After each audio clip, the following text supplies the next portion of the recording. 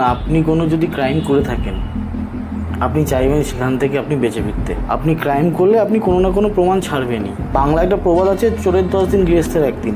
তো এই সমস্যাটা কী জানেন, আমাদের হিন্দু ধর্মে মানুষের বডি শেষ কার্য পুড়িয়ে দেওয়া হয়। এই যে সিবিআই বলছেন, কলকাতা পুলিশ বলছে সিবিআই এসে করবে, সিবিআই যে রিপোর্টটা সিবিআইয়ের হাতে আছে সেই রিপোর্টের উপরে সিবিআই কাজ করতে হচ্ছে। তার বাইরে গিয়ে সিবিআই কিন্তু কিছু করতে পারবে না, কারণ সে নতুন করে কোনো পোস্টমর্টম করতে পারবে না, নতুন করে কোনো মেডিকেল সে কোনো রকমভাবে টেস্ট করতে পারবে না।